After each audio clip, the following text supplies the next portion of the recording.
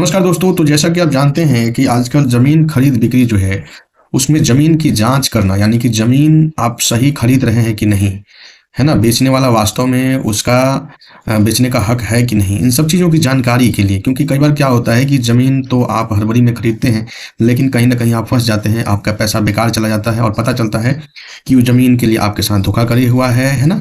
ज़मीन विवादों में है, ज़मीन पर जब आप दखल कब्ज़ा के लिए गए तो विवाद शुरू हो गया और अनेक प्रकार की समस्याएँ आपको देखने को मिलती हैं और बहुत सारे लोग, बड़ी मात्रा में लोग इस चीज़ को लेकर परेशान हैं, बड़ी मात्रा में लोग झेल रहे हैं, बहुत सारे लोग ज़मीन खरीदते हैं और फिर उस ज़मीन पे विवाद हो जाता है और अनेक प्रकार की समस्या बहुत दिनों से उस पे केस फौजदारी चलता है, उस पे विवाद होता है। कई बार तो इसमें कई मर्डर भी हो जाते हैं, फिर भी वो विवाद सुलझता नहीं है और कोर्ट में कई वर्षों से केसेज़ जो हैं वो चल रही होती हैं, लेकिन उसका कोई सॉल्यूशन नहीं होता है। तो दोस्तों, आज की वीडियो में यही आपको बताने जा रहा हूँ कि जब कभी भी आप ज़मीन खरीदें तो ज़मीन को किस तरीके से आप जाँच-पड़ताल करें, क्या-क्या चीज़ आपको देखना चाहिए ज़मीन खरीदने से पहले, ताकि आप फँसे नहीं, सुरक्षित और अच्छे से बिना विवाद वाला ज़मीन, ठीक है, आप खरीद सकें। तो आपको पहले क्या करना है वो चीज़ मैं आपको बताता हूँ। जैसे कि देखिए स्क्रीन पे लगा है जाँच के तरीके, ठीक है? कौन-कौन तरीके से आप ज़मीन के विषय में पूर्ण जानकारी, अच्छे से जानकारी आप प्राप्त कर सकते हैं, देख लीजिए।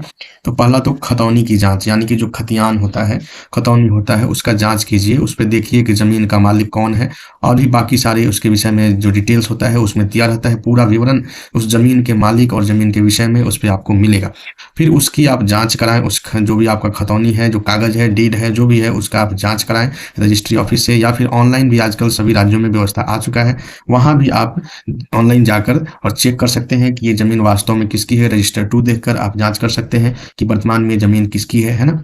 एक रजिस्टर 2 होता है जिसे पंजी 2 कहा जाता है। ऑनलाइन जाकर आप वहाँ से भी जाँच सकते हैं, क्योंकि उसपे जो होता है दाखिल-खारिज के बाद जो नया क्रेता होता है, जो जो खरीदार होता है नया, उसका नाम उस पर अपडेट होता है।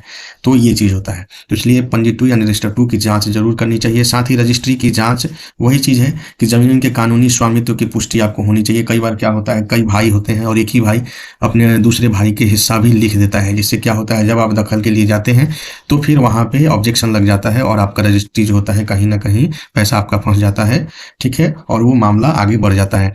तो इसलिए रजिस्ट्री की जाँच आपको ज़रूर करनी चाहिए कि अगर बाय द वे किसी ने ज़मीन खरीदने का दावा किया कि हाँ, मैंने ये ज़मीन इतने इस साल में मैंने खरीदा था, तो उसकी प्रॉपर जाँच कीजिए। आजकल ऑनलाइन बहुत सारी चीज़ें इसमें हो जाएगी, आपको ऑफ़िस जाने की ज़रूरत नहीं है। तो जिस राज्य का है, उस राज्य का जो भूमि का वाला जो वेबसाइट होता है, भूमि राजस्व का, उस पे आप जाकर और वहाँ से आप पता कीजिए, या किसी आप जो साइबर कैफ़े वगैरह होते हैं, जो अच्छे जानकार होते हैं, वहाँ से जाके पता कर सकते हैं, या फिर ऑफ़िस में भी आप जाके पता कर सकते हैं, जरा रजिस्ट्री ऑफ़िस होता है। साथ ही नक्शा की जाँच ज़रूर करें, क्योंकि मान लीजिए अगर स्पॉट पे आप नहीं गए हैं, या फिर स्पॉट में मान लीजिए कई बार होता है क्या है कि ज़मीन किसी और का है, दिखा किसी और को दिया जाता है कि हाँ, दूसरे का ज़मीन आपको दिखा दिया गया है ना?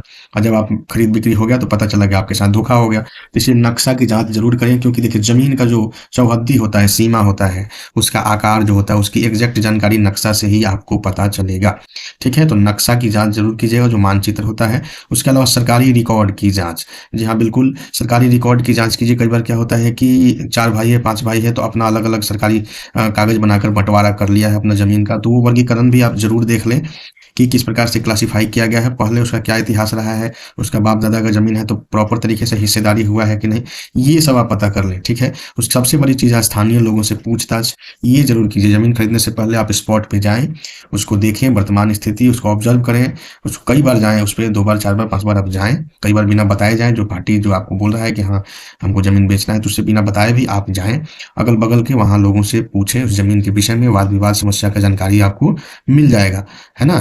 तो वहाँ से आपको ज़्यादा जानकारी मिलेगा, इसलिए जो वहाँ के लोकल लोग होते हैं, उनसे जाकर ज़रूर आपको पूछना चाहिए कि ये ज़मीन किस प्रकार का है, इस पे कोई विवाद है कि नहीं।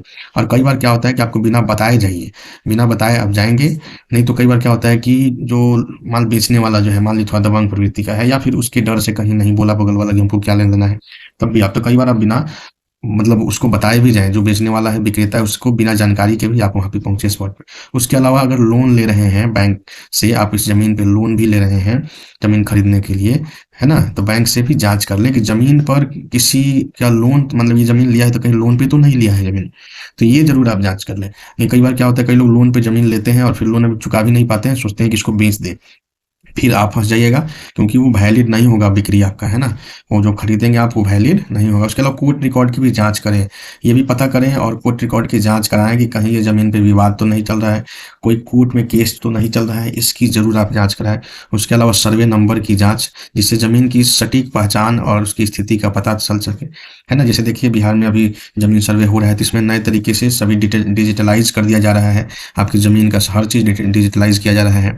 नया जमाबंदी नंबर कंप्यूटराइज़ मिल रहा है। तो ये सब देख लें, और भी डिटेल्स होते हैं, जैसे जमाबंदी नंबर हो गया, है ना? ये आप ज़रूर देखें, दाखिल खारिज